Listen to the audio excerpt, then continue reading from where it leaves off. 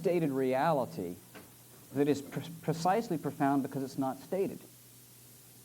What's implied is, of course, frequently as significant or more significant than what's expressed.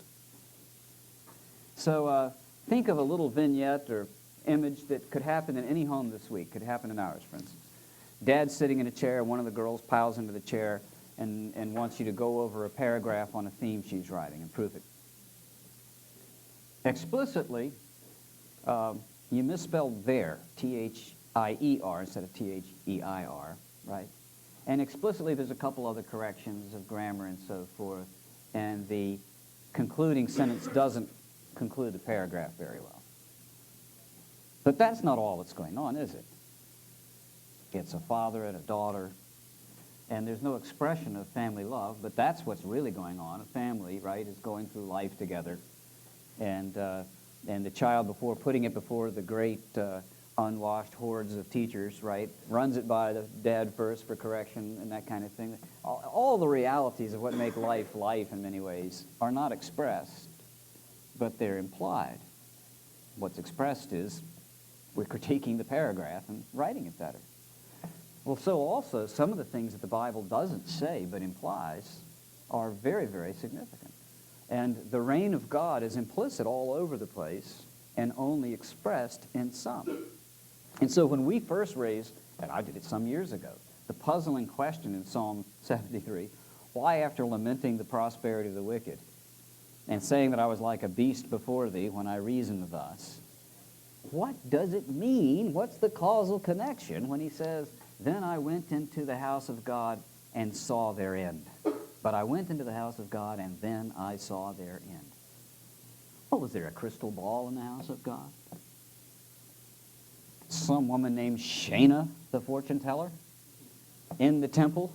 Well, you know what's going to happen to them, right? No, he goes into the temple and he remembers that God does reign. He's banished us from his reign as the curse sanction because of our revolt. And in his ironic judgment, the reward for revolt is revolt. You'd rather live without my reign? You want to live where people revolt against my reign? Okay, I'll banish you from where I reign and let you live in a place where I don't reign. But there remains this second register of reality where God continues to reign. We call it in earth, in heaven. There's two places, right? Your will be done on earth as it is in heaven. And the tabernacle and the temple, that little place on earth where we're reminded of that. And that God will one day reunite heaven and earth, and they will together be the place where he reigns. So that's why he sees their end there, because he goes in there and he sees the end of history, where God will reassert his reign just as it is now in the temple. Everything's done according to his pattern. No one revolts against his reign. Only the Levites are permitted to offer sacrifice, so only the Levites do it. It has to be this kind of sacrifice done this kind of way, and so it is that kind of sacrifice done that way. There's not anything done there that's out of accord with God's will. And that's the way human history will conclude. And so every time you step into the temple, you step into the future. Every time you step into there, you step into the life to come. That it's a foretaste of that great reality. And that's the structure that's going on. And so we look then for these realities, and that's why in our Roman numeral B there, does the psalm imply God's reign? Because some places they expressly assert it in some way. The psalms also sometimes imply the reign of God or the revolt against it. And we have to learn to see those implicit realities as well as the expressed ones. So sometimes it implies the reign of God by the psalmist's trust. Why does he trust in God? Well, he trusts in God because the revolt against his reign is on a leash. And it will not go any farther than he wants it to. And he will one day pull that leash in all the way and remove from the realm of the righteous all of those who threaten to bite and devour them. And so trusting in God in the midst of that affliction is itself a recognition that God in some sense reigns even in the midst of revolt. He causes even the wrath of man to praise him in some way. And even the powers that revolt against him will unwittingly serve his own ends. And we use the word ends deliberately. Purposes won't quite work, will it? They will serve his ends. Wonderful English word that means both. His purposes and therefore his ultimate conclusions. And so they sometimes do it that way. The psalmist's petition implies the reign of God, doesn't it? If this revolt is a leashless revolt, right? There's nothing God can do. All he says is, the hound is loose, right? Well, there's no sense petitioning God, right? He's on the run also. Look out! Run for your lives, right? He's like the canoe salesman during the Johnstown flood, right? Run! So, but if in fact there is a place, a great extraordinary place, where God still reigns, and ours is merely this one little region and corner of revolt against him, then we can petition him at some proper point for his will to come on earth as it does in heaven, for his kingdom to be here as it is there. And so we implicitly recognize his reign in that petition. It seems to me it's implied in the images used for God. Notice all the implicit statements. They talk about thrones and footstools and scepters and so forth. Look at all that kind of figurative language that shows up again and again in the Psalm that affirms God as a ruler even when the word ruler doesn't come out. So sometimes it's expressed, Yahweh Malak, but sometimes without that little triliteral Malak, it's expressed because he's got a scepter, he's got a footstool, and this kind of a thing. All that language implies it. And of course the references to the coming Messiah imply the reign of God being reestablished in the future. And then I didn't put it on here because I'm old and forgetful and foolish and so forth, but a fifth one that I'll put on there when I get back, so that it'll be around if I use this again, is that I think that the lament implies God's reign because it laments the havoc that is wrought when we revolt against God. Ultimately, lament laments the rebellion.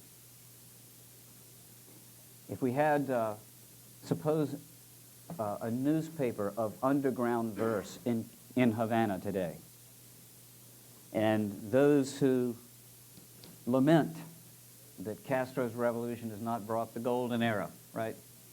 And their poets might poignantly express their lament over the fact that the revolution has made life in some ways worse than it was before. That's what the laments are like. They are lamenting what happens when we revolt against the blessed reign of God. All of them, something.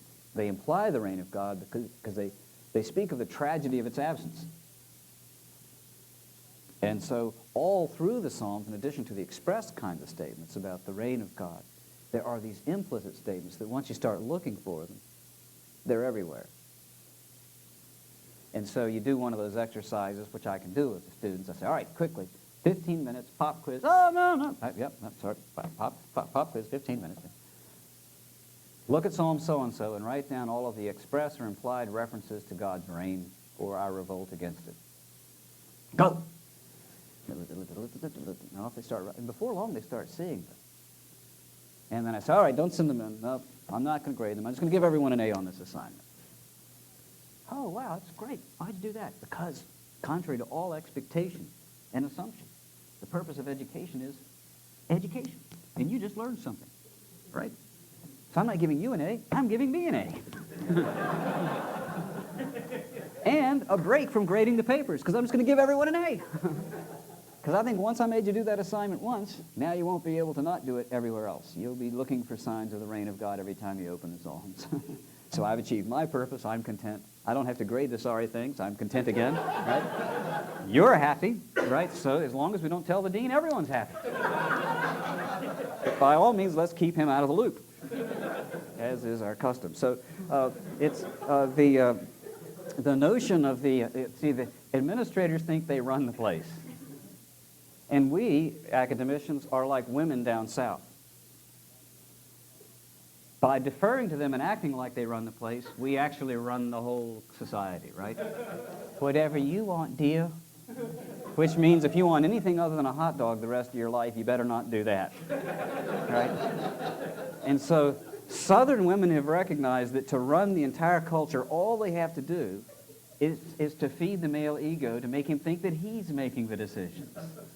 And so they learn through all their deference to acknowledge their husband's rule while they actually do everything they darn well please. Academicians do the same thing. Oh, yes, Dean, you're right, absolutely, we should do that. And we can do whatever we want. So he can't be in every classroom at every place at every time. And so he doesn't know what we're doing. He thinks he reigns, and we know better.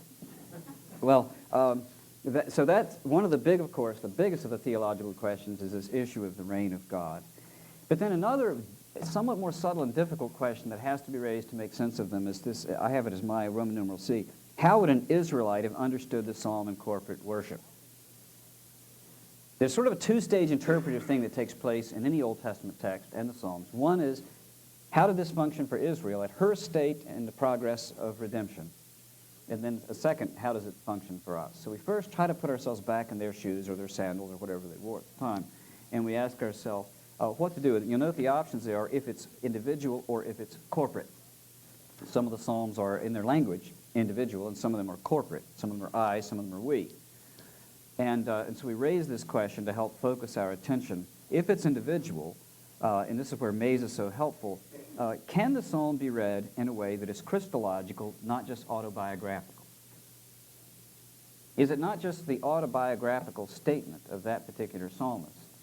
Or is it Christological in some sense because when the Messiah comes, he is son of David?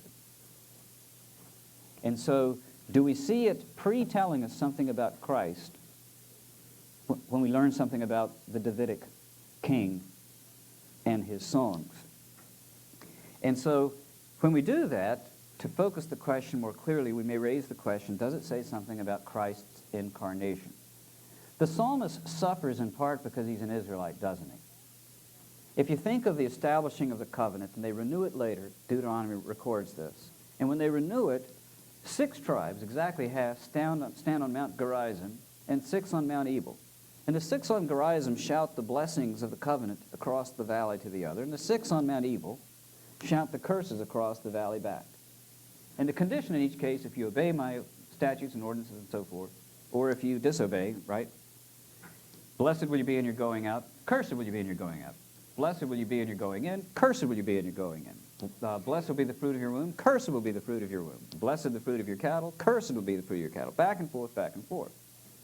Now David comes in, and he discovers, as the righteous in Israel sometimes do, that even if the remnant in Israel are faithful, if the majority of the Israelites are unfaithful to the covenant, God sends his curses upon them.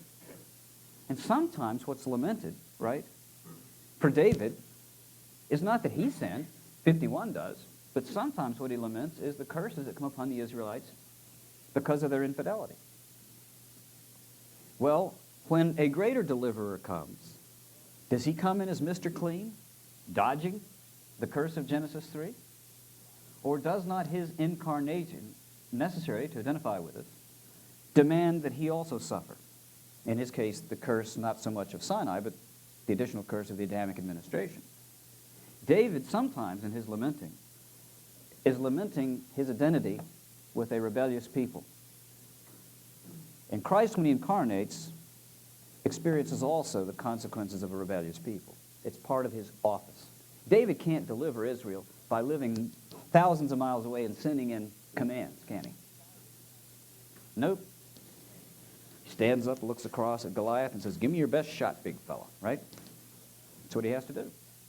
And so Christ, when he comes to deliver as David's son, will incarnate, will enter a realm of suffering, part of which is caused by the disobedience of the very ones he's come to deliver. And so Mays raises this question, can we see it not merely as the autobiographical statement of an individual Israelite, but can we see it as, in some sense, Christological, as reflecting what the incarnation is going to cost the mediator when he comes? That to deliver, he has to be with his people. He has to identify with them, and that's going to cost him. That's going to be painful.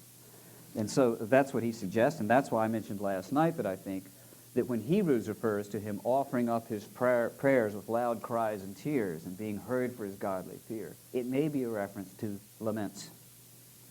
Because the laments are, the Psalms are called prayers sometimes. The prayer of Moses across UK, it's the same term.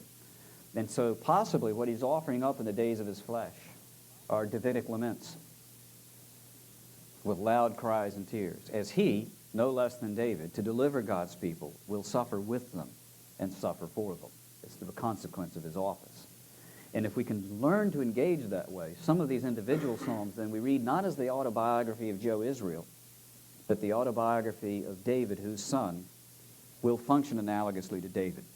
And so that challenge is appropriate as to see if it reflects the incarnation of Christ. And then sometimes we might raise the question, is it Christ in his office as Redeemer? As we read those same Psalms, to read them not merely autobiographically as an Israelite, but the experience of the Davidic deliverer in his office as deliverer. Why does David have the thousands of enemies in Psalm 3? Has he offended them all? He would have had to have been pretty busy, right? It's in his office as Israel's king that now they're after him. And so also, the temptation narrative of Christ, the devil doesn't tempt us that way, does he? We come a lot cheaper. All the kingdoms of the earth and all their glory I'll give you if you bow down and worship me. He wouldn't offer that to us because he's got nothing left to give to the rest of us, would he? Not only do we come easier than that, he'd have nothing left. But he will offer it all to Christ, won't he? Because only Christ can overthrow his kingdom. And he will give up all the value of the world, won't he? The devil will be happy to trade all the wealth of all the nations in the world if he can just prevent Christ from using his messianic power to overthrow his kingdom. So all the powers of the devil come out against him. If David thought he was surrounded by thousands, surely Christ in his office feels surrounded by thousands, ultimately surrounded by the wrath of God on the cross, ultimately surrounded by death itself. And this is necessary because of his office. To redeem us from death, he has to take death captive. He has to enter into the realm of death and defeat it. And so David's office requires his suffering as he takes on the hostile forces of those who oppose God and his ways. Christ, in his office as Redeemer, does an analogous thing. And so it's possible then that in those laments we see an analogy of the office of Christ as deliverer and redeemer of God's people. May's second suggestion then is, can these first-person psalms be read in a way that is corporate, not just individual, a use of these as the voice of the community and of others in it in vicarious representative supplication. Now, in that he's suggesting part of what we were talking about in lament, that we not merely read the laments as individual, because one week our suffering looks like the suffering of that particular psalmist, but because we know that the whole race of Adam's sons at this point are suffering the curse of Genesis 3, and that someone there that Sunday has suffered this week in some ways like this. And we join in placing that lament before God as covenant community. So that we read even those first persons, you see, not merely as individual. Oh yeah, I had a bad week too. We might have had a good week, but others around us didn't. And we join our voice to those of the sorrowing one, and we read them that way and participate in them that way. The third way he suggests that we can read these individual ones is in a way that's typical rather than subjective. A saying of these psalms to create a consciousness of who and what we are rather than as expressions of a consciousness already there. This is what we were getting at a little bit earlier in the reference to performative language, that in some sense the expression of the reality creates the reality. And so there's a sense in which sometimes in these psalms that the psalmist offers, he is offering what is typical of the human or Israelite experience in the present circumstance. And so it's not just merely subjective, his reflecting upon his personal take on the matter, but it's actually his theological appraisal of the reality. And so, for instance, we mentioned last night that the 29th of Shakespeare's sonnets. It doesn't mean that Shakespeare himself was ever in a situation where he said, when, in disgrace with fortune and men's eyes, I all alone beweep my outcast state and trouble deaf heaven with my bootless cries and look upon myself and curse my fate. He may be reflecting upon those who feel that way and writing a sonnet that becomes an expression of what is somewhat sadly typical of the human condition, not merely subjectively the way he felt. He didn't necessarily write it because he felt that way at that moment. But as an observer of human nature, he wrote a sonnet that deals with the realities of how alone we feel when we suffer, and then the great consolations of friendship for the sufferer. So also the psalmist is not merely subjectively articulating his particular emotional state, but he's writing of what is a typical human experience, or typical Israelite experience, or typical officer of the covenant experience, and how it ought to be articulated. Because sometimes we need to express how we feel in words that were thought about before we felt that way. The people who are in the greetings cards business anticipate expressions of joy on births and sorrows over bereavement, right? They're not articulating their own subjective state when they write those cards. They're helping to create language that we may deem appropriate to use ourselves, something that's typical of the human experience, and they try to put word to it ahead of time. And that's what much of the Psalms does. And we tend to read it as the subjective state of the psalmist, and we try to trick ourselves in saying, I feel the same way today, right? But some days we don't feel that way. But even on the days that we don't, we can't disengage ourselves from the reality that the psalm is articulating an experience that may be, sadly, common to the human predicament. And sometimes happily, the human condition, to affirm the reign of God in the midst of it all, right? So Mays says, in all three of these ways, we might find different ways of reading these individual psalms than is common. To read them as, in some sense, corporate, not merely individual. And in some senses as incarnational rather than autobiographical. And in some senses typical rather than merely subjective. And then they become profound realities because they become types of other experience. And the best of our hymns and our prayers and so forth are designed to do that, to facilitate the way we feel rather than merely reflect it. So a great hymn of trust is not my saying, this is exactly how I feel, but it's also aspirational. I should feel this way under the influences of the Spirit. I want to feel this way. I want to be this way. I want to look at my sorrow through this lens. And so I take the pre-prepared lens and I employ it.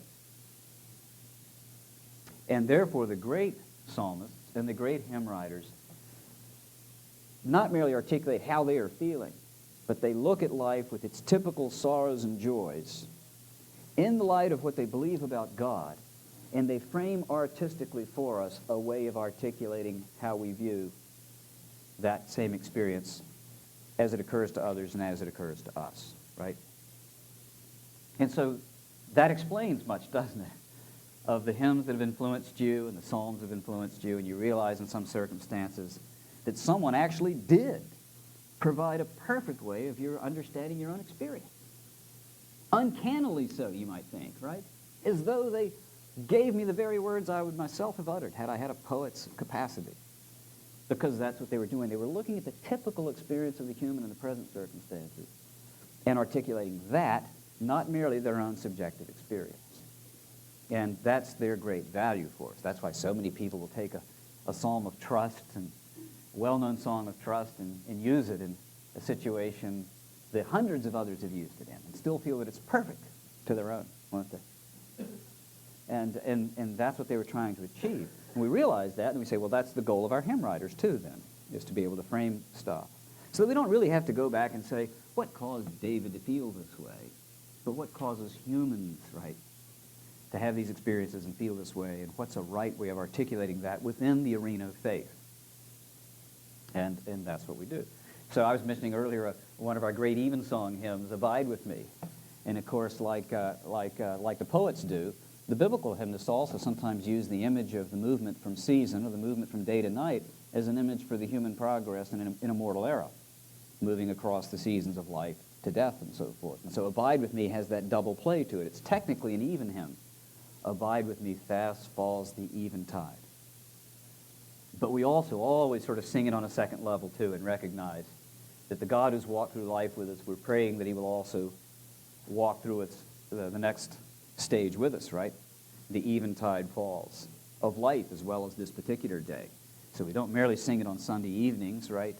Or at Vespers. We sing it at other occasions as well and see that double meaning to it. And we know then that it has become the way through many years that people have recognized that just as we trust in God at the conclusion of the day, now I lay me down to sleep, as it were, but also we trust in God as we face our mortality, however immediately or less immediately impending it is, right?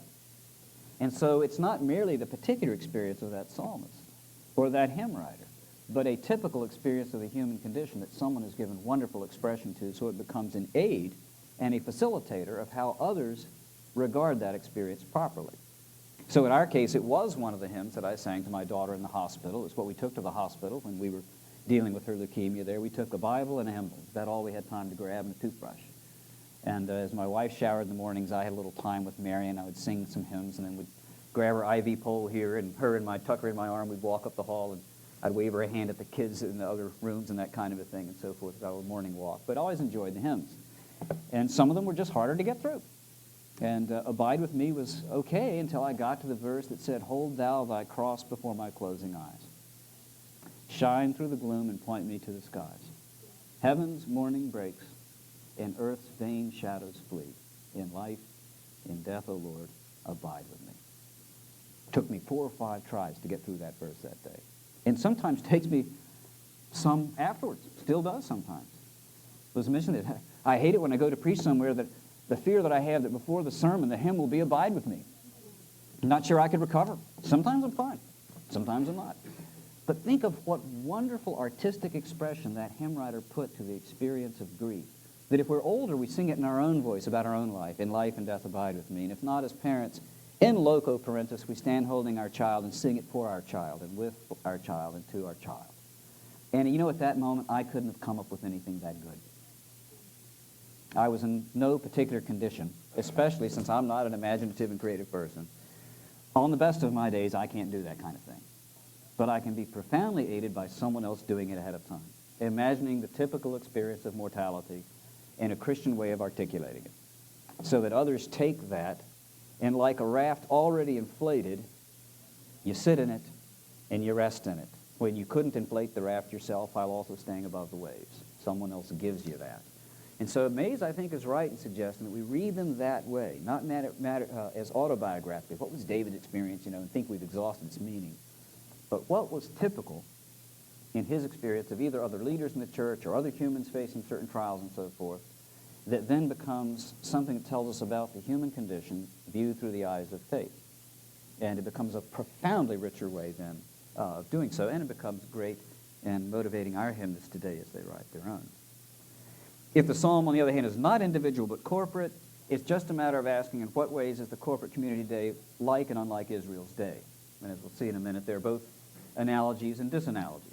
We are the visible people of God, as they were, but the visible people of God was theocratic, and we are, and so forth. So the visible people of God was a nation state in those days, and now it's not. So there are similarities and dissimilarities. We'll say more about that in a minute than about how to do the corporate psalms. And one of the things I'd like to suggest for you is Dr. Greydonis' 6 ways of interpreting Old Testament texts, which will also work with the Psalms. He wrote this book several years ago, 1999, I think it was, Preaching Christ from the Old Testament. You say, well, I don't want to preach. And I say, fine, but still, the advice he gives on the proper theological uses of the Old Testament is a very good start to thinking. He goes through how the church historically has done it. That's the first part of the book. Secondly, he goes through how the apostles did it, looking at some of the New Testament uses of Old Testament texts. And the third part, then, is he proposes from that study what appear to be legitimate ways of at least attempting to do it. And he doesn't mean in each of his 6 ways that every text is susceptible to it, but these are ways that might be tried. And so I just mentioned those for you, and most of those, I think, are self-explanatory, and you can look at them and discuss them later, and maybe Pastor Smith can do a Sunday school on Dr. Greydonis' book sometime or something like that. And I would only mention that he mentions the way of contrast, Dr. Greydonis does in his book, and the first 2, that harem warfare with the nations is replaced with a different kind of warfare in the New Testament. Paul says the weapons of our warfare are not fleshly. They're not the kind of weapons Israel used. And he also mentions that there's a contrast between law and spirit as characterizing the 2 covenants, a deep, rich theological matter. And then I would add some others, that the theocracy disappears, that the burdensome yoke of Sinai is replaced with the easy yoke of Christ. Recall that in Acts 15? Why place upon the Gentiles a burden which neither we nor our fathers could bear? And yet he says, take my yoke upon me, and it's easy and it's light. How can it be easy and light when he expressly says your righteousness has to exceed that of the scribes and Pharisees? You have to love your enemies and pray for those who persecute you. What does he mean? Well, there's a lot of answers to that, which some of you know and some of you can give. I think it's because the curse sanction is taken away, that we don't labor in the new covenant under the fear that if we fail, some kind of plague of locusts is going to come across the land. That's a burden for the Israelites to deal with, and it's not ours. We don't have to deal with that particular burden, so it's a different kind of a yoke. He demands a great deal of us, right? But all he demands is really full humanity. To love God with heart, soul, mind, and strength, and neighbor as self, which is like asking a bird to fly or a fish to swim. No burden. What bird, when released from his cage, goes, huh, well, I guess I'm going to have to fly. Take a catfish flopping around on the sidewalk, toss him in the water. Huh? No, I'm going to have to swim now, I can see. Well, no, asking a human to love God with heart, soul, strength, and neighbor as self, it's just like asking the two to do what they're made to do. So it's light in one sense. It's sin that's a horrible burden. And the curse for sin is a terrible burden. But what Christ calls us to is light. It's the lightest thing possible. And that's why the wicked flee when no one pursues, and the righteous are bold as a lion. They're not burdened down with all that other stuff. Sin wears us down. That's where we get most of our wrinkles from, right? Occasionally someone else's, but most of mine come from my sin, not from anybody else's. Only 1 or 2 of my wrinkles came from anybody else. Most of them are mine own. I just earned them the hard way. I send them right there. And so as we get older, it's not age, right? They're just the consequence of our sin and living in a fallen world and the curse and so forth. That's what gives us our wrinkles. And Christ, his way of life, doesn't add any wrinkles to that at all. It's a non-burdensome one. And then just a piddling one, little ones too. I think that the family is the locus of some religious rites in Israel, and it's not in the New Covenant. Israel's meal is the Passover meal, and it's a family meal. Our meal is the ecclesiastical meal, and it's celebrated at church. And so that's a difference between them that may affect our reading of some things. The land, there is no Holy Land anymore. The least holy land on our earth currently is the Holy Land, right? There's more killing per capita there than anywhere else on earth, and so nothing holy about the so-called Holy Land. And there is no longer a Holy Land and that sort of a thing. And so that question is worth looking at, and I won't belabor it. And then you could ask our page 14e, does the psalm demonstrate anything about Israel's peculiar covenantal relation with God? They are also covenantal psalms. God is the king and Israel is the vassal. That's probably all I want to do with that theological section, because I want to introduce to you a couple considerations of a liturgical nature and then field some comments and questions if we have time to do it.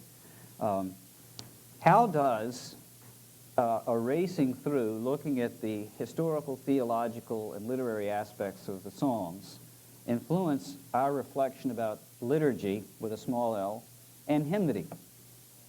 I wanted to at least prime the pump on what it does with those kinds of things and make both a general statement and then a few specific ones. Generally, by the way, I think all liturgy in the present life, possibly even in the life to come, should have both a penitential and a celebratory dimension. And I say dimension rather than part, because I don't mean that you have a two-point service of worship, penitence, and celebration. But Peter Toon, the Anglican liturgist and student of liturgy, kind of a curious guy, in part because he's Orthodox, and that's rare enough in the Anglican Church today.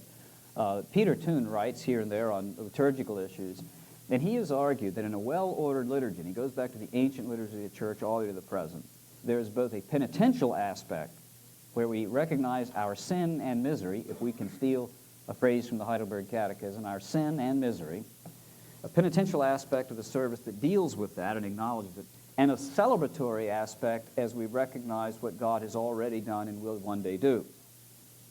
And he argues that the historic liturgies always had this. You'd have expressions of confessions of sin and statements of pardon early in the service and so forth, and ultimately this great celebratory reality of the supper.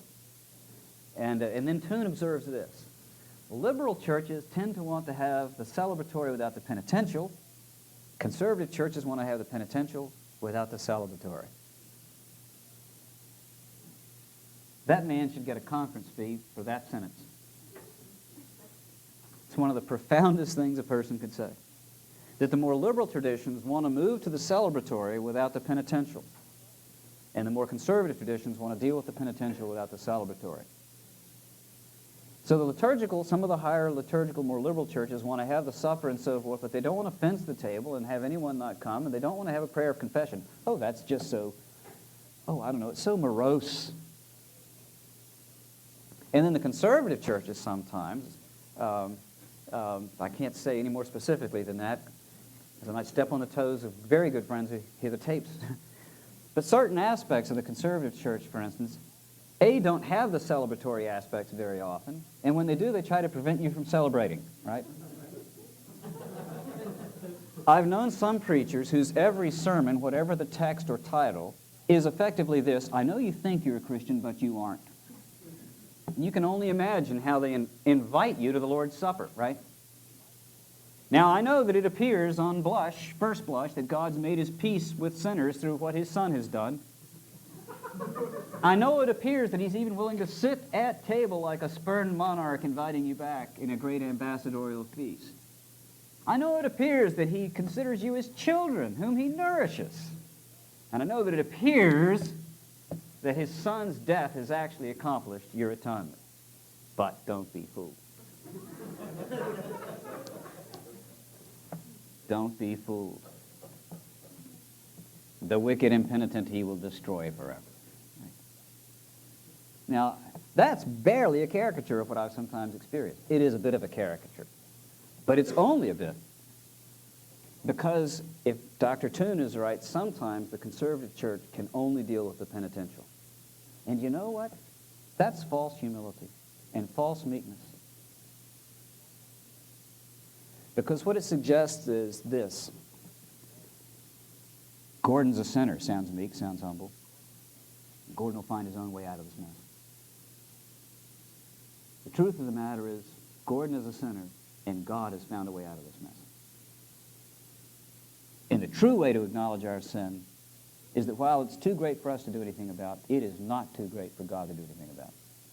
And it's false meekness and false humility to say God has not reconciled us by the death of his Son, that his Son's blood did not accomplish anything. That is false and erroneous and possibly heretical.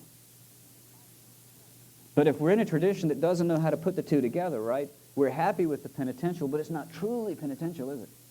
In a biblical sense. The truly penitential recognizes God's solution, and we can recognize our sin more candidly than anyone on the face of the earth precisely because we believe God has dealt with it in his Son's cross. And so the interesting thing, life has its ironies, is the only way to really experience true penitence is through celebration. And the only way to experience true celebration liturgically is through true penitence. And therefore, rightly ordered worship has both. And that's why if you look at the Psalms, you see both. They are rich in celebration and rich in penitence. Rich in the candid acknowledgement of our sin and misery, and rich in the candid acknowledgement of the grace and mercy and faithfulness of a reconciling and redeeming God. And so our hymns and our worship in general should become equally familiar with both aspects and be able to feel them both. Now, that's just my general comment that's sort of on the top. But the specific ones that I would suggest is this, that if we look at the Psalms and say, how do they inform what we do in worship, and especially how we write our Christian hymns, at least four things I think I might want to mention in terms of how it's done it. How has, historically, the Psalms influenced us? I can think of four views on that matter. I'm going to promote one, but I'm going to list all four. The first view is the no-influence view, that we just go about constructing Christian liturgy and worship and hymns without any thought to the Psalms. Just jump right in and go. Don't learn anything from them. I don't know of anyone consciously promoting that, but it certainly seems to be the case sometimes. That if you look at some hymns, you say, there's really nothing in that looks anything like a biblical psalm in its emphases and so forth. And so there's the no-influence view, which I think is a default view, not a deliberate, but a default view. A second view is what I call a partial view. Choruses that grab a snippet of a psalm and repeat it. A partial psalmist view. And as you can imagine, I'm not crazy about that because I've been trying to suggest the Psalms are literary and theological units. And we rarely grasp one of those lines out of the Psalms correctly and have it still mean what it meant. It's the context that makes each of the parts of a sonnet mean what it means, and it's the context that makes each part of the psalm mean what it means. And so there are many today who do what I'd call the partial psalmist view. Their view is to allow the Psalms to influence us by grabbing an occasional phrase from the Psalms and singing them. And I think that this is a disservice to the Psalms. It'd be a little bit like saying, what do you think of the Mona Lisa? Oh, it's great. I like it so much that when we were in Paris, I took my pocket knife out and went over there and cut a little square out of it, took it home. Isn't that great? And you show them, it's her forehead. Isn't it great? It could be anyone's forehead. You trying to be gracious. And so first you're thinking about turning them into the cops, of course. And that's the obvious first thought. But the second thought is, that little splotch there of the Mona Lisa's forehead, it's really not quite the same without her smile and her eyes and a bunch of other things. Well, so also just snatch a line out of a psalm really disregards the care and attention that went into these as literary products. These were labored over.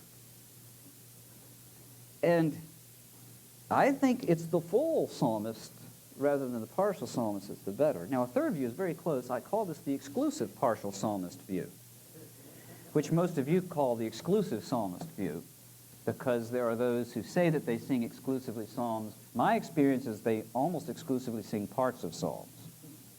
Psalm 69D. Could we do 69A, B, and C first, I say? If we look at the RPNA Psalter, and I'm doing a conference in 2 weeks, unless they hear the tape, at the RPNA work down in Beaver Falls. I love my friends in the RPNA. But the exclusive partial psalmist view is not quite as biblical as it looks on first blush, because they're singing parts of psalms exclusively. So they do exclude other hymns, that's true. But they sing ordinarily parts of psalms, not psalms. They sing larger parts than the partial psalmist view, but they still sing parts of psalms, and I think distort them insofar as they do not treat them as literary units. And so the fourth view, and of course it is the manifestly right, humane, and Christian view, is my own humble view, and that is what I call the instructive view. That we learn from the Psalms as devotional compositions in their moment how to write our own hymns in our moment.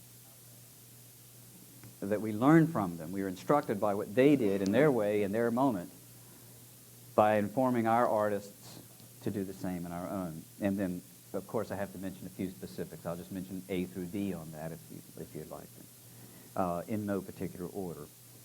First is note their literary care, that they are carefully constructed literarily. The truest test of a hymn being good is that it would survive as verse if it were not put to music. Now, you know that many of William Cowper's existed as verse. If you have the Oxford English book verse of the 16th century and of the 17th century and so forth, that wonderful series of anthologies by Oxford, you'll find William Cowper in there. God Moves in a Mysterious Way existed as a poem long before it was set to music. John Donne's sonnets, I don't know if anyone's put his holy sonnets to music, but they would be terrific hymns. And they're good enough literarily to survive as verse without music. So one test is take away the toe tapping and what's left. Some of them still are pretty good, aren't they? I'd hold on to Abide With Me for a little bit longer. There's a whole bunch of them in there too. And I think, holy, holy, holy Lord God Almighty, early in the morning, my song shall rise to thee. Works without the music too. It's pretty good. And that's the test. Now, we're not saying that every hymn has to succeed. Not every sermon, not every lecture succeeds with the same degree as another. No comment. But it does mean that's our goal, isn't it? And our goal is to have the same kind of literary care that we see in the Psalms. And of course, we would have to say as we look around, not all hymns measure up. They wouldn't survive if they didn't tap the toe a little bit. Take the music away, and they would be forgotten quickly. But we've not heard all the Psalms sung. Some of us have never have, because we've heard only snippets and so forth. But the Psalms are still here, aren't they? Because they will survive without music. They're that good. And that should be the goal of those who write our hymns. So the first is that great attentiveness to literary care and art. I should probably add that too. Literary care and art. That is to say, they are written as verse. They are not written as didactic expositions. We have didactic passages in the Bible, and there's a place in a church for careful instruction and catechism. But there's also a place for the community to come together and celebrate great realities, to ritualize that which is important, and to experience and to reflect upon what we already agree to be the case in some sense. And the language there should be, the voice of the Lord is powerful, the voice of the Lord is mighty, it breaks the cedars of Lebanon. It should be rich in imaginative language. in not merely a dry theological expedition. Some of our hymns in the Trinity hymnal are profoundly didactic. I suspect at times that a Calvinist wrote them.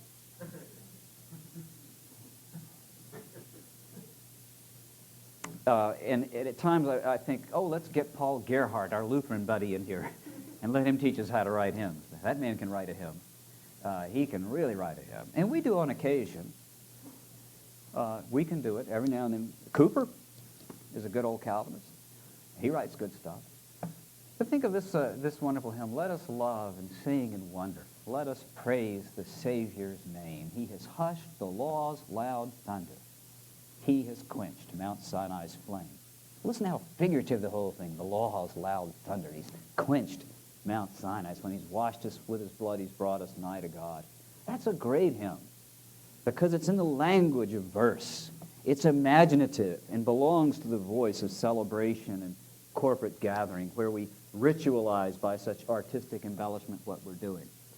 It's not merely putting the shorter catechism to music, right? It's a different kind of a thing. So that attentiveness to literary care and art strikes me as the first thing we learn from the Psalms. It must have taken weeks and months for these to have been written. This wasn't two people sitting in a garage band outside in the backyard strumming away and coming up with them in 10 minutes. These were difficult compositions, artfully done.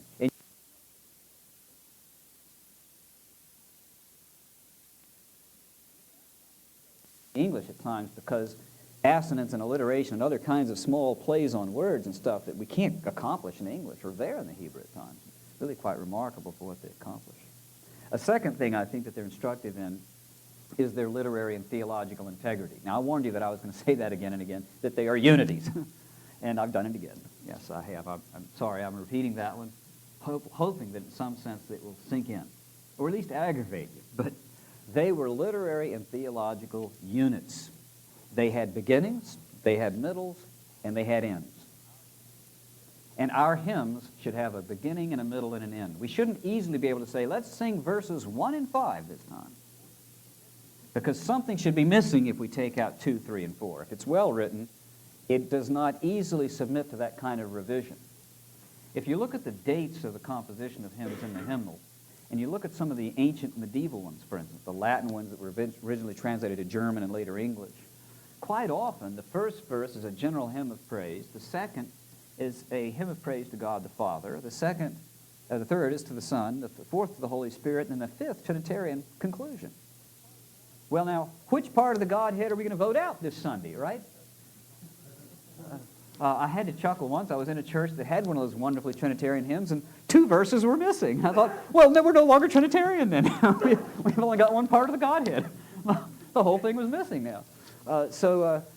When a hymn is that carefully composed, you realize you can't cut one of those out. And a well-written hymn would do that. It would have the kind of literary and theological unity that would demand its being sung as a whole. So I think that's one of the things we learn from the Psalms, that our hymns should do that as best as they possibly can. Now I can think of a few exceptions. If you think of some of the hymns of thanks in the Psalms, and if we had a hymn of thanks, we can't thank God for everything because eternity comes and we're still going.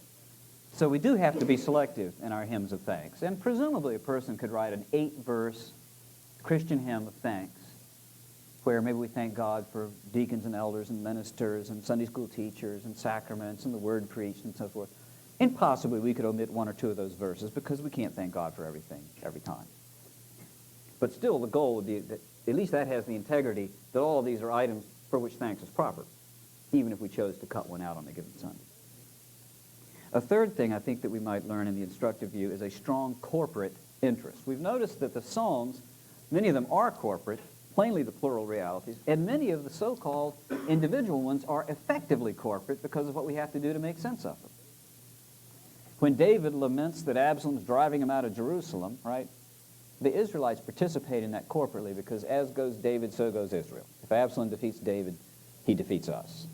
So there is a profoundly corporate interest. It's not so much a reflection upon the personal individual's experience of redemption, but that experience that's common to us all. And I don't think, for instance, especially the post-revivalist hymns are in the best interest of Christian hymnody in that way. They tend to be unnecessarily subjectivist. And I don't think, by the way, that means you can't have any place for the I, first person singular. I think that's fine. I greet thee who my sure Redeemer art. It's fine. There's nothing wrong with that hymn. It just means that if you look at that hymn, it's also everyone else's sure Redeemer. It's not the peculiar experience of the hymn writer, but the common experience of Christians. And then a fourth thing I think about these, and then I'm going to field your questions incompetently. The fourth thing in the instructive view, I think, would be the centrality of the reign of God. That the framework for viewing reality rightly and biblically is that all of reality is created as a place for God to reign. Heaven is my throne, and earth is my footstool. Those are royal language, the whole thing. So if we think of the biblical reality of heaven and earth, comprehending everything, it's all his royal dwelling place, his throne and his footstool. And therefore, the biblical understanding of how reality has progressed has been through the establishing of that reign in creation, the futile revolt against it in the fall, and the successful restoration of it in the dying and rising and return of God's Son.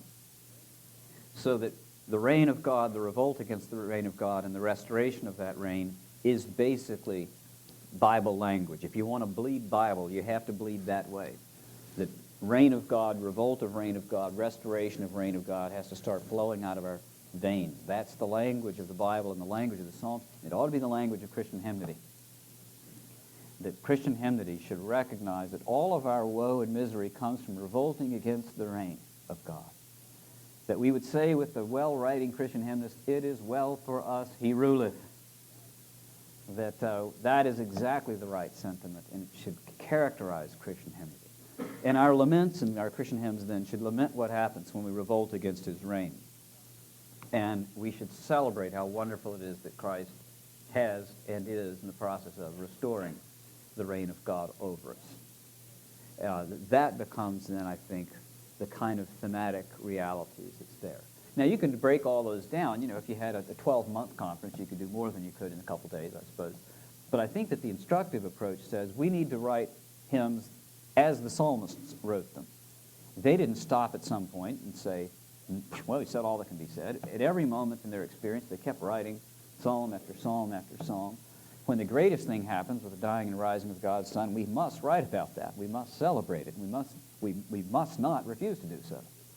And so we continue to do it, but with the kind of literary care and art that they did, with the same sense of literary and theological integrity that characterized what they were doing, with an appropriate sense that when we gather as his corporate people, we celebrate what is common to us, not merely what is idiosyncratic to us. So that corporate interest is there. And it seems to me then we also do so with a deep, pervasive sense of the reign of God and the tragic consequence of revolt against it. That if Christian hymnody is informed by those four things, it's learned from the Psalms an enormous amount, and is on its way then to being very fruitful and useful as a way of celebrating the theology that we learn in our catechism and other kind of instructional moments.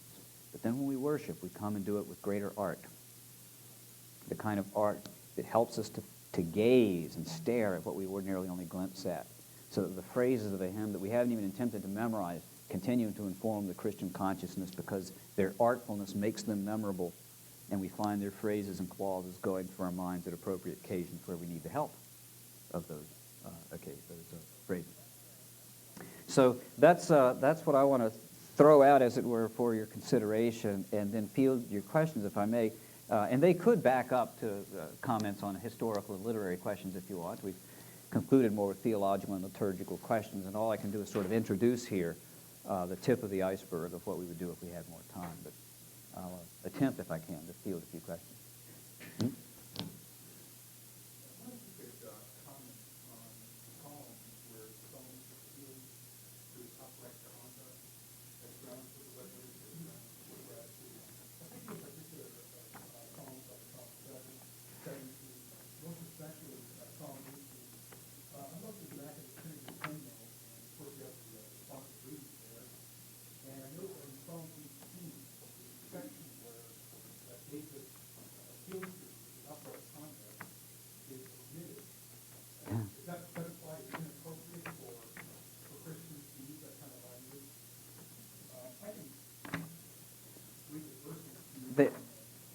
Which one have you got? Which psalm? Verse 20 and following? The Lord rewarded me according to my righteousness, according to the cleanness of my hands. He's recompensed me and so forth all the way through. Yeah, I have a little handout on the songs of the innocents, and let me try to answer your question, but if you think about it afterwards, I'll leave this handout with you, because it addresses some of yours, and you'll have something to remember. But the so-called songs of the innocent is the kind of category that the scholars put them into, and I've got a chunk of them here that they do that. And James Luther Mays, on page 32 of his book, addresses the problem. He states the problem this way. This confident assumption of the status of the righteous in these psalms and the separation of people into definite categories of the righteous and the wicked is difficult and disturbing for those who pray the psalms today. These psalms can easily be reckoned expressions of self-righteousness and moralistic dogmatism, and have been. Their assumptions, intentions, and language need a particular effort to understand. And so then he sets about ways to do it. So let me suggest to you 3 or 4 ways in which people have tried to make sense of these, at least 3 broad categories that you can see that. Some think that it's the relative righteousness before the court of Israel. Remembering that in Israel's covenant, she's required to do all the things written in the book of the law, but there's also an atonement system that provides for failure. So it expects failure and has a provision for it. And so Derek Kidner says then, where David, the plaintiff, pauses to acknowledge that if God were to try his character instead of his case, he would be undone, this is taken for granted in the psalmist's protestations of innocence. They know that they are in the right vis-a-vis their opponents. So they're coming before the court of God's judgment, to judge between us and those who are bringing suit against us, is one approach. And so David then comes, as Kidner puts it, vis-a-vis their opponents as disputants, so to speak, in a civil court. And in general relation to God and his law, their heart is, quote, perfect, they are totally committed. To press their language beyond this in view of some other psalms, he mentions penitential psalms, would be pressing such passages too far. And so some scholars, also Bernard Anderson in his Out of the Depths, think of this as their appeal to God as the judge of all the earth, to judge rightly. And so in a way that's inappropriate to a true ethicist point of view, they distinguish the world sharply into the righteous and the wicked, and plead with God to establish the cause of the righteous. And that's a plausible way then of understanding it, that that's what's going on. They're not actually stating that they are themselves without any sin. We know this because David confesses his sin in other places. But they are appealing to God that by the standards of that covenant, Israel is the righteous, and the other nations are the wicked. And insofar as they have a dispute, other nations coming after the Israelites, pleading with God to hear, as it were, the cause of the righteous. So that's one answer, is that it's relative righteousness before the court, as though you were 2 parties in a dispute. Now, in the Psalms, only one party is speaking. And so the other one's only implied, but that's what's going on. The second answer is that they reflect the Adamic administration, that the ideal piety, of course, of the human race is expressed in the Adamic administration. Who shall ascend to the house of the Lord? He who has clean hands and a pure heart. That to take them in that manner, that they're not saying that I actually am innocent, but I understand that the only true plea that comes before you is the plea of the innocent, and in that sense they, in some sense, typically anticipate the coming of Christ, whose mediation at God's right hand permits us, through him, to offer prayers to God. The third is that the prayers reflect the particular Sinai covenant administration with this notion that for every sin committed, there is a proper atonement that can be offered. And that the person who's offered that atonement can appeal to God as being righteous. So that if you come before the magistrate and say, of course I want to drive in the state of Kansas, why do you want to take my license away? He says, well, you've got 7 speeding tickets you haven't paid. And you say, oh, fair enough. So you pull out some money, I reckon in federal currency up here. You pay the fine, and when you're done, he says, okay, here's your driver's license. You can drive. Now, you're not saying you were never convicted of speeding. You're not saying you don't still have the urge, right? What you're saying is you paid the fine. And so I think each of those 3 options has a certain amount of plausibility, and all evade the problem that on the surface they sound to declare a kind of moral perfection that we know is not likely.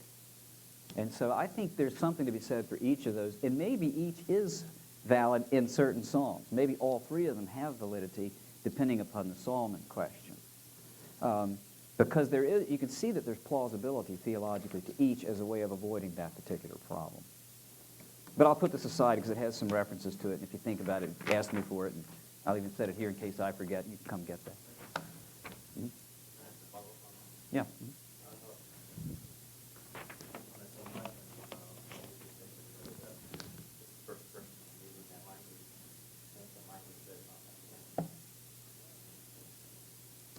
Well, it depends. You see, if it's the language of the Sinai administration, then it's the language of someone saying what Paul does in Philippians 3. And as to righteousness under the law, ameptos, faultless. We think that's a little bold for the apostle, isn't it? Faultless. He says blameless. But what he means is righteousness under the law. And under the Sinai administration, there were sins which if you committed, you had to offer a dove, and others you had to offer this, and others you had to offer cereal, and so forth. And so to be blameless was within the covenant administration's definition, which is you can still drive in Kansas if you've sped, at least I think for a number of times, right, as long as you're paying your fines. And it may get to the point where no one will cover your insurance anymore, and it becomes a practical impossibility. But you can still say, sure, I'm a law-abiding citizen, and I've got my driver's license, and I can drive down the roads in Kansas. And so that, it seems to me in those cases, it's plausible that that's all he's saying, that he has the right to appeal to God because he's kept the terms of the covenant, and therefore he can come to God and appeal to him what he has to do. And so, but then it's also possible that he's coming, speaking in one sense in an ideal fashion, that when he says these things, he's not saying, I'm perfect. I'm not saying that I have a clean hands and a clean heart, but I want to acknowledge that truly to come into the presence of God, that's a necessity. In which case he's anticipating a Christological and messianic reality. I think that could be there.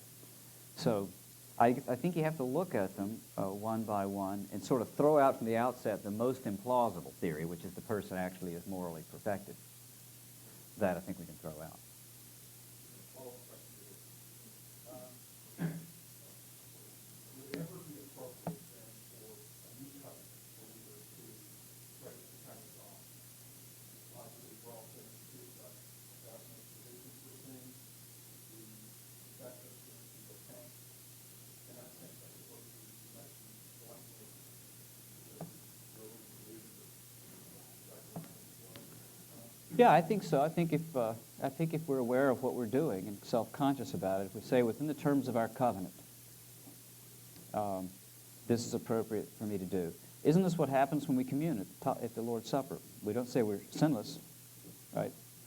But that if the session of this or some other church has admitted us to the table, they've understood our profession of faith to be credible and our statement of repentance to be bona fide, and they say, yeah, you should come and seek the nourishment and blessings that God promises and pledges to attend this meal. In the sense we say, I'm coming, Lord, not because I'm faultless, but because I've been approved by your elders. And though my heart condemns me many times, they've said that that's just common to our present condition, and that it's not proof that I don't belong to you. And so I accept the invitation to come and sup and participate in this meal. So yeah, theologically, if you're understanding it rightly, I would think that that's appropriate enough kind of a thing. But also, according to our catechism, it's in the name of Christ, right? That is to say, we also recognize that all of our petitions to God come through the hands of the one who has clean hands. That it's Christ interceding at the right hand of God through whom we offer all of our prayers. And so however we acknowledge it, I don't think there's some particular liturgical form that we have to use. But there has to be, it seems to me, some verbal articulation in all proper Christian prayer that we come to God through the mediation of Christ, which is what led John Owen, Samuel Miller, and Robert Louis Dabney, Orthodox as they all three were, to describe what we call the Lord's Prayer as defective, which kind of staggers us, that anyone would do that. Man, that's bold, isn't it?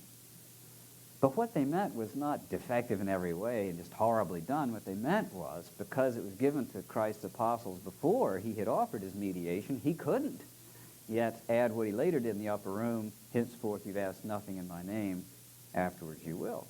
Subsequent Christian prayer should recognize that sinners don't come before God except through appropriate mediation. And so we have to add that to it in some way, some conscious acknowledgement. Yeah, I think you could do it that way. Other questions about other matters than the songs of the innocent?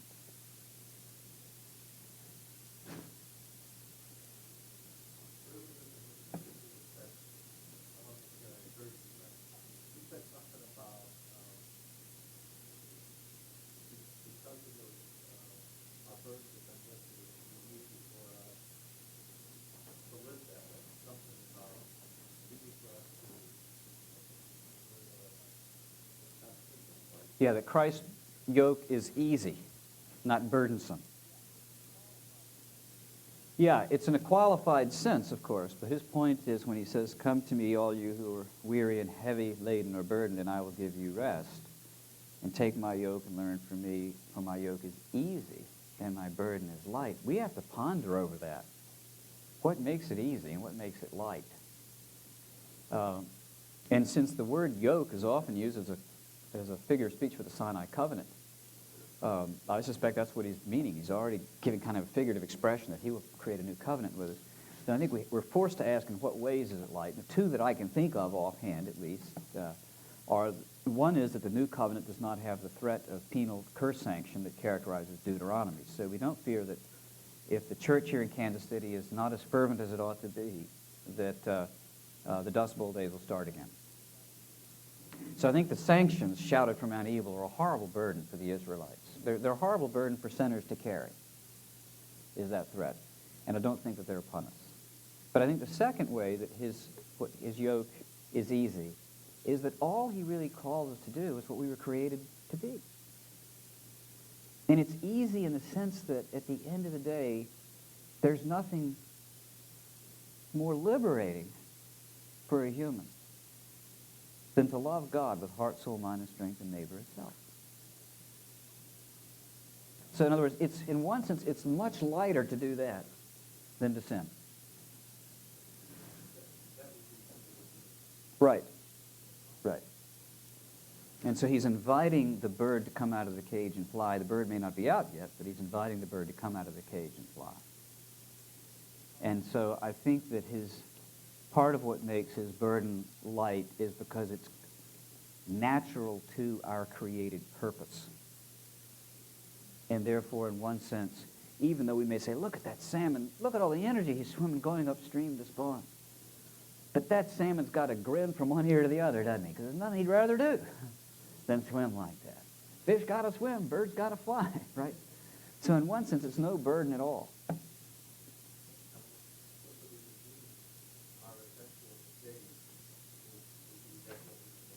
Right. Yes. In one sense, sin is unnatural to it, isn't it? This horrible cancer that causes us to think that Gordon is smarter than God, and that Gordon's will is more important than God's, and that Gordon's way must be served more than God's. That horrible, cancerous reality is actually unnatural to us. It's actually, in some sense, alien and foreign to us, and it comes in by a revolt. And it gets into us so deeply that it seems natural. But at the end of the day, it's unnatural. And what Christ then does by restoring us to our original created service of God really lightens us for the first time. And that, I think, is the idea of that little expression, the wicked flee when no one pursues, but the righteous are bold as a lion, right? The wicked always carry in their impenitent state this unreconciled burden with them. The horrible reality of trying to live without God is to die while alive and so forth. And yet the righteous stand up, they're bold as a lion, because at the end of the day, what can anyone do to us? If we are God's, what can anyone do?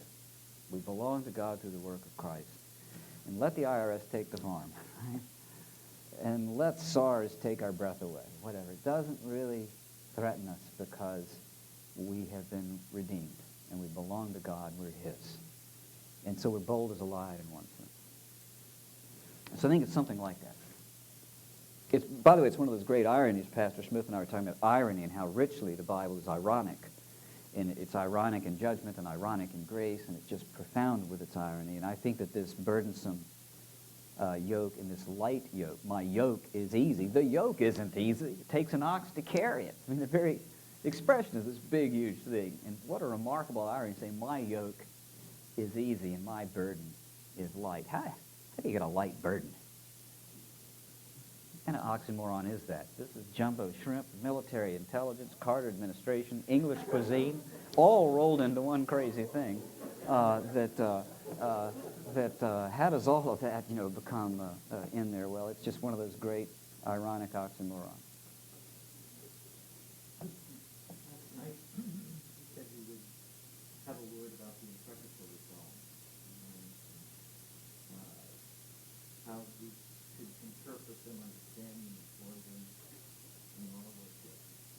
Yeah, there are a few approaches to the imprecations. Some say they're hyperbolic. The imprecatory psalms are those where part of the psalm is actually the wishing of some real harm to come upon the perceived enemies. May they dash their children upon the stones is one of the more horrifying ones. And equally so is, I guess, towards the conclusion of Psalm 69, their name be blotted out of the book of life forever.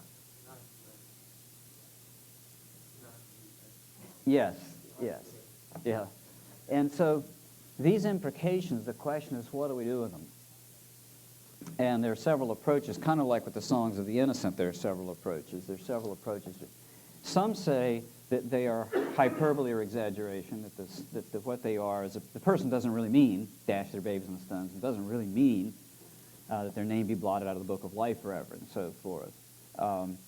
And you know, that's nice if that were right, but then what's left?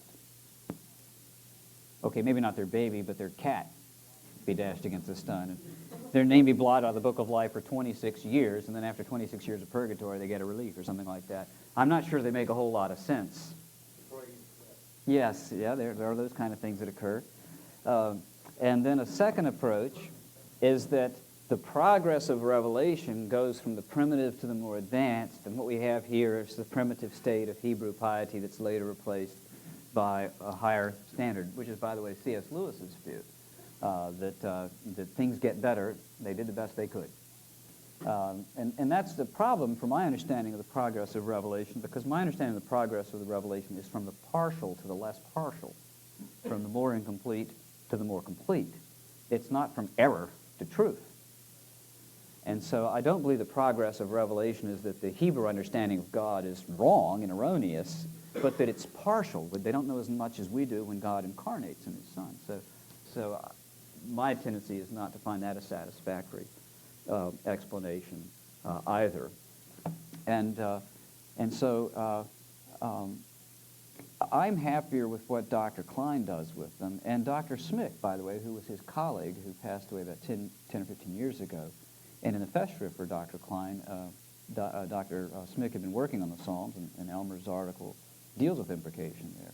And they both argue that just as Israel herself is a little bit of the heavenly and final state coming down to earth, and just as in that final state there will be a separation of the wicked from the righteous forever, so also then in some of Israel's devotional language you have this sharp distinction between the righteous and the wicked that you do in the Songs of Innocence also.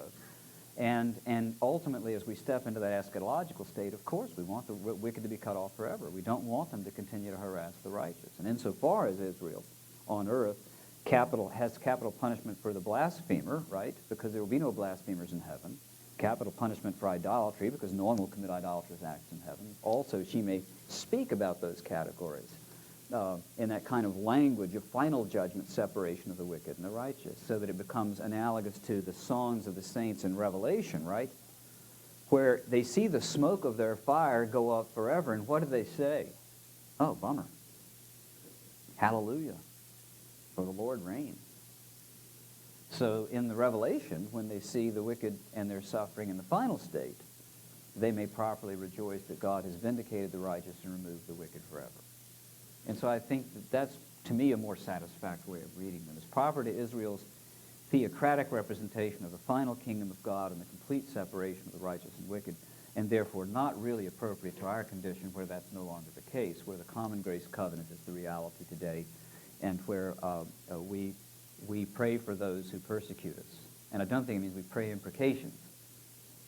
I think that the sense of what Jesus means there is that we pray that God will rescue them from their sin and so forth.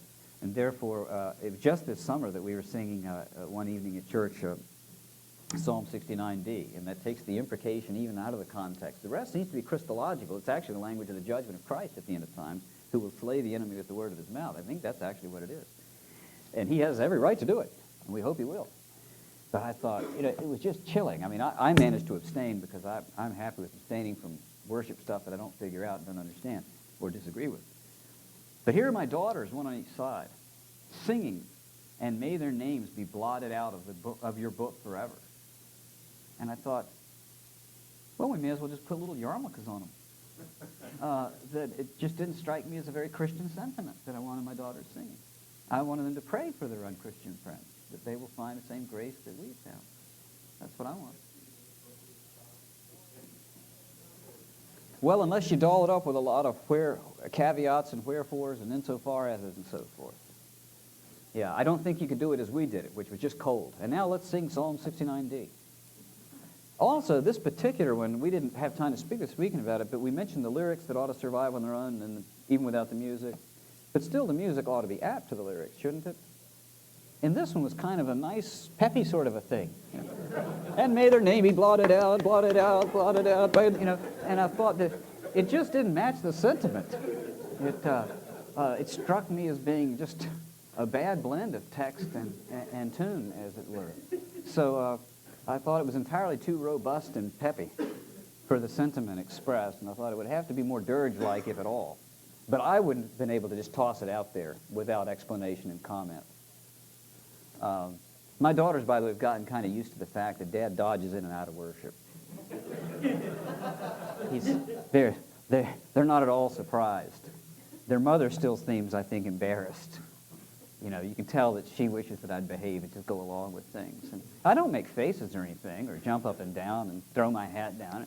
I just sit quietly sometimes when something's being done that I'm not sure I can participate in. So I just didn't sing that one.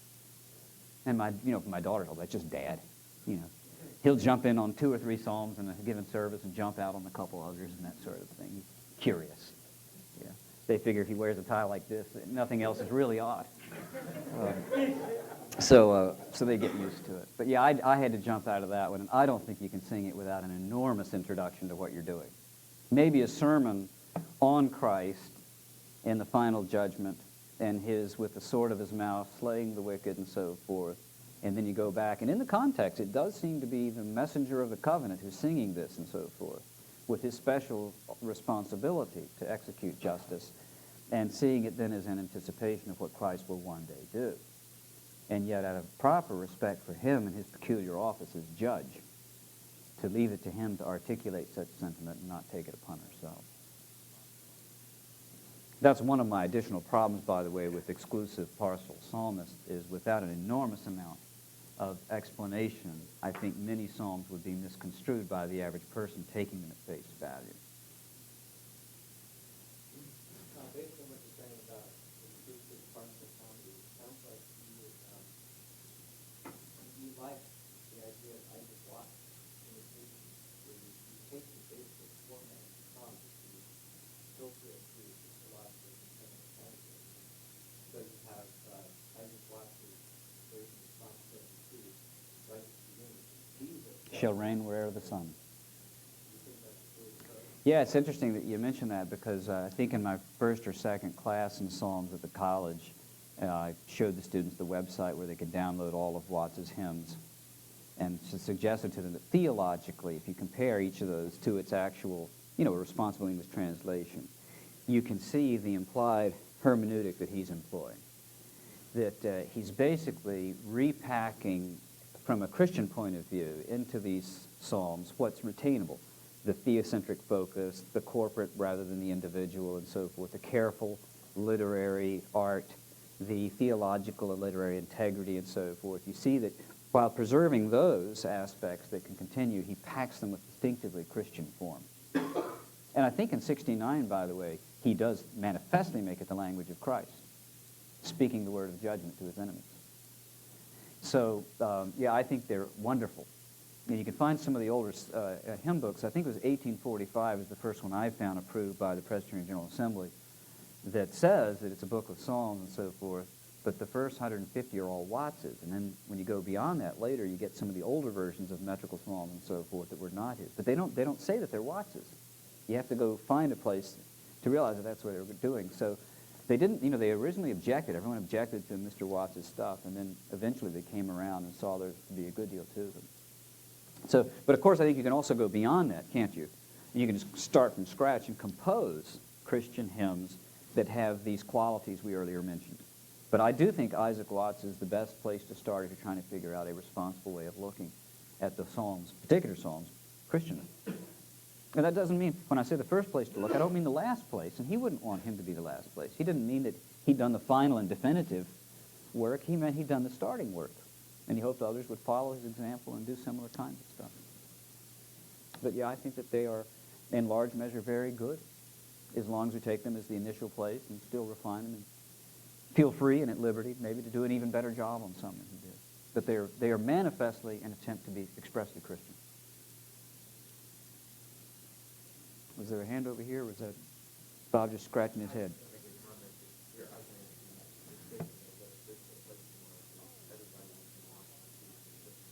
Oh, yeah, maybe I'll sit out in the parking lot and you can call me and trying to come in, right? That kind of thing.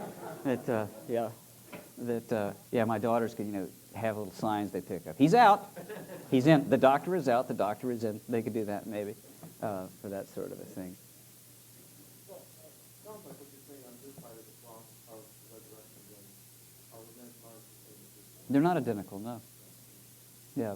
Some of them are similar because some of those laments lament basically the sin and the misery that come from the revolt against God. Some of them probably are lamenting the sanctions that come upon them as a distinct result of the Sinai covenant. We don't share those. So I think that, I mentioned earlier a spreadsheet with the different categories. I'm working on one now where I go through each of the laments and try to describe as much as I can what is the central focus of this lament. And then see if some of those categories are distinctively Israelitish, we might say, and others are common to the whole present circumstance.